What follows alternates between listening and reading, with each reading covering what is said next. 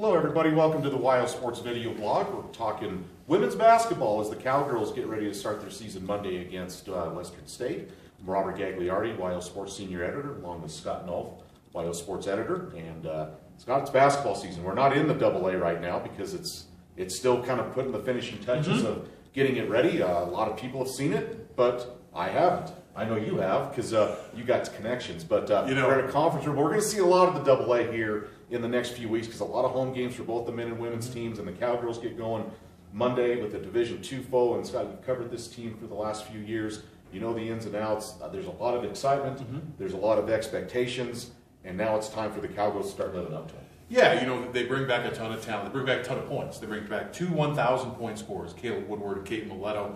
Don't remember the last time that's happened at the University of Wyoming. They also bring back probably the top point guard in the Mountain West returning this year in Markel Dent. So yes, there's a lot of expectations, a lot of excitement, and kind of the theme for the team this year has been finish. They've been so close to making the Mountain West Championship game the last 2 years. Now they want to get over the hump. And as Joe Legursky said, you do that not by what you do at the end of the year, but what you do throughout the entire year. So I think they got a couple question marks. They got to find a way to fill the shoes of Fallon Lewis, who had a great senior year last year. But with Woodward and Mileto on the wings, Dent running the show, I think there's going to be a lot of excitement down at that new AA.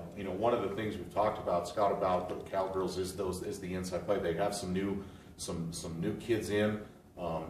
Replacing a Fallon Lewis even a couple years ago with Sandra Sewell, just that production. I don't know if you need one player to do it. If you can, kind of give us a breakdown of some of those young posts and maybe what Coach Legursky would like to get. I mean, I'm sure if one person can give them 20 and 10, that's great. Right. I think that's probably a little unrealistic, but kind of break those players down and maybe what you expect from them. Yeah, it is going to be more by committee this year. They brought in 3 freshmen.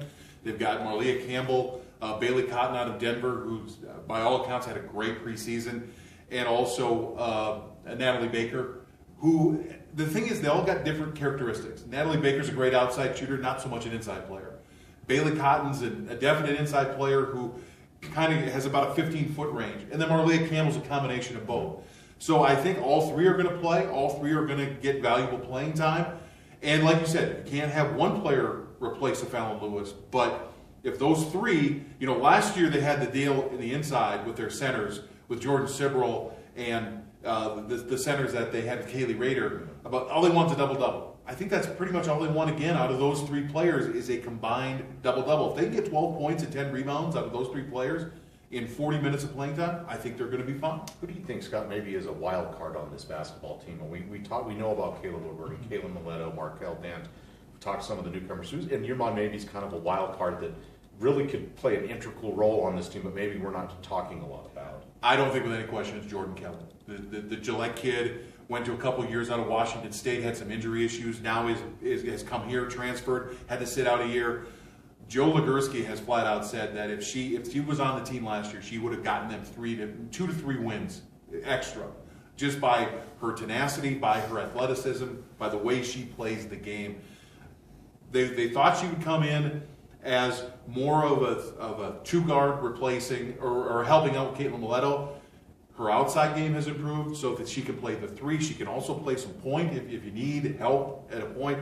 But I think Jordan Kelly is just going to bring a toughness to this team that, quite frankly, has been a little lacking. And they've even talked about that.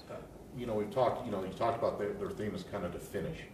This team has, played in the postseason a lot. They've won 20 games a lot. It's a very successful. It's built a solid fan base that rivals anyone in this part of the country, really.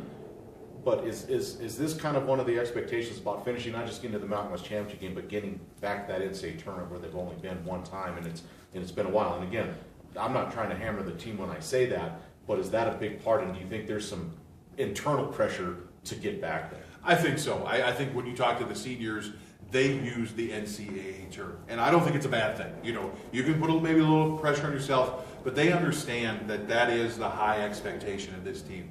The WNIT is great, but it's not what college basketball players want to play for. They want to play for the NCAA tournament, and I thought that 2 years ago they were fairly close, had kind of a down ending to the season and in the Mountain West tournament, which didn't get them in.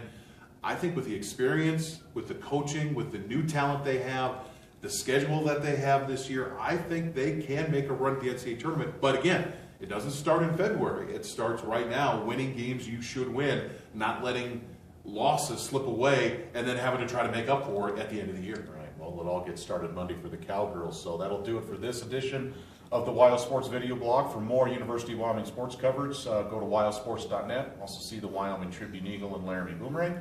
Enjoy basketball season, everyone.